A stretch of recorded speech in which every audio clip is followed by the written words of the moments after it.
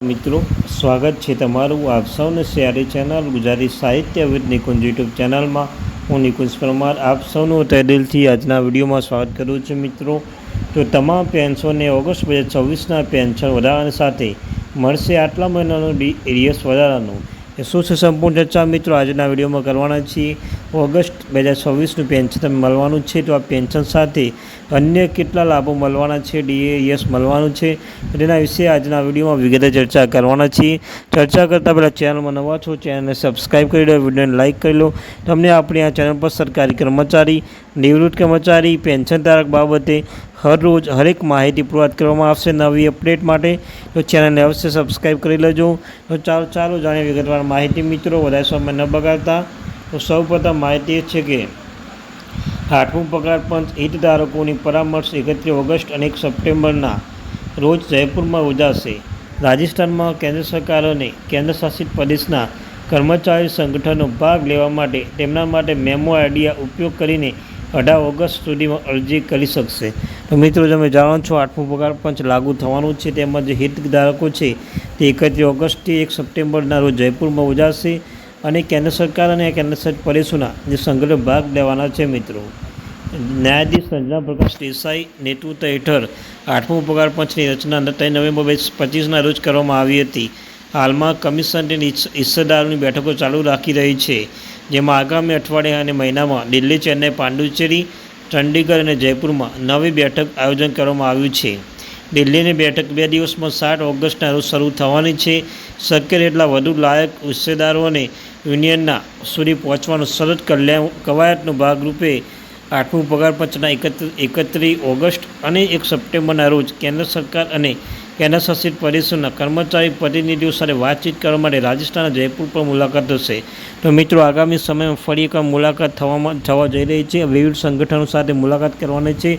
આગામી સમયમાં મિત્રો રાજસ્થાનમાં જયપુરના ખાતે ફરી એકવાર સંગઠન ભેગા થવાના છે. દિલ્હીમાં બેઠક 2 દિવસમાં 7મા ઓગસ્ટ રોજ થવા જઈ રહી છે. મિત્રો, ત્યારબાદ રાજસ્થાનમાં પરામર્શ ફક્ત કેન્દ્ર સરકાર અને કેન્દ્રશાસિત પ્રદેશો કર્મચારીઓ હિસ્સેદારો સંગઠન ફેડરેશન અને યુનિયન સાથે માટે યોજાશે. રાજસ્થાનમાં સ્થિત શીખ અથવા નોંધાયેલા છે. આ બેઠકો ઉદ્દેશ્ય લાયક સંસ્થાઓ 8મું પગાર પંચ સમક્ષ તેમના મંતવ્યોને ફરિયાદ રજૂ કરવાની તક પૂરી પાડવાનો છે. મિત્રો, ત્યારબાદ 3 ઓગસ્ટના રોજ 8મું પગાર પંચની સત્તાવાર વેબસાઇટ પર જારી કરાયેલી નોટિસ અનુસાર જે સંસ્થાનું પહેલાં જ કમિશન પોતાનું મેમોરેન્ડમ સુપરત કર્યું છે, પરંતુ હજુ સુધી તેની સાથે વાતચીત કરી નથી. તેઓ જયપુર બેઠક માટે એપોઇન્ટમેન્ટ માગી શકે છે. તો મિત્રો, એક મહત્વની અપડેટ છે 3 ઓગસ્ટ રોજ 8મું કેન્દ્રીય પગાર પંચની સત્તા વેબસાઇટ છે એ કરેલ નોટિસ અનુસાર જે સંસ્થાઓ પહેલાંથી કમિશન પોતાનું મેમોરેન્ડમ સુપરત કર્યું છે પણ તેની સાથે વાતચીત કરી નથી, તો તેઓ પણ પોતાની એપોઇન્ટમેન્ટ માગી શકે છે. હિસ્સેદારોની અરજી પ્રક્રિયા અને સમયમર્યાદા. મીટિંગમાં ભાગ લેવા માટે માગતી તમામ લાયક રસ્તાઓ સંગઠન યુનિયન 18 ઓગસ્ટ સુધી વાતચીત માટે વિનંતી સબમિટ કરવાની રહેશે. અરજીમાં મેમોરેન્ડમ સબમિટ કર્યા પછી જનરેટ થયેલ અનન્ય મેમો આઈડી સાથે સામેલ હોવો આવશ્યક છે. મિત્રો, કમિશન 2 પણ સ્પષ્ટતા કરી છે કે બેઠકો સ્તર અને સમય અંગે વિગતો પસંદ કરશે વભાગી અને ઈમેલ દ્વારા જાણવામાં આવશે. મિત્રો, જયપુરમાં પરામર્શના મુખ્ય વિગતો. સ્થાન જયપુર રાજસ્થાન. મીટિંગ તારીખ 31 ઓગસ્ટ 2024 1 સપ્ટેમ્બર મંગળવાર. પાત્ર સહભાગી કેન્દ્ર સરકાર અને કેન્દ્રશાસિત પ્રદેશો કર્મચારી સંગઠન ફેડરેશન યુનિયન જે રાજસ્થાન સ્થિતિ અથવા નોંધાયેલા હોય.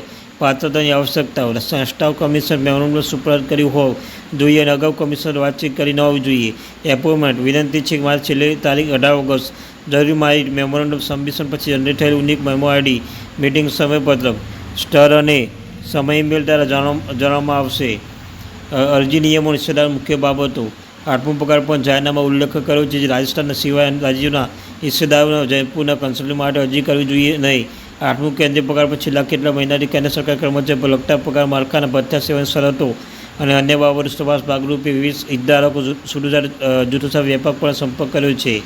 8મું પગાર પંચ ફાળવેલા સમયના અડધાથી વધુ સમય પૂર્ણ થઈ ગયા પછી કમિશન 2 જૂન 2027 સુધીમાં પેન્શન કર્મચારી માટે ક્રિસ્પન ફેક્ટર પગાર પંચ સુધારણાને સંકળાયેલા મુદ્દાઓ ભલામણ અંતિમ અહેવાલ રજૂ કરી તે અપીલ છે. ભલામણ 1 જાન્યુઆરી પાછલી વર્ષોથી લાગુ થવાની સંભાવના છે. વધુ વિગતો તાજી અપડેટ્સ માટે વેબસાઇટ છે ત્યાં ક્લિક કરવાની રહેશે. મિત્રો, તો આ તે માહિતી.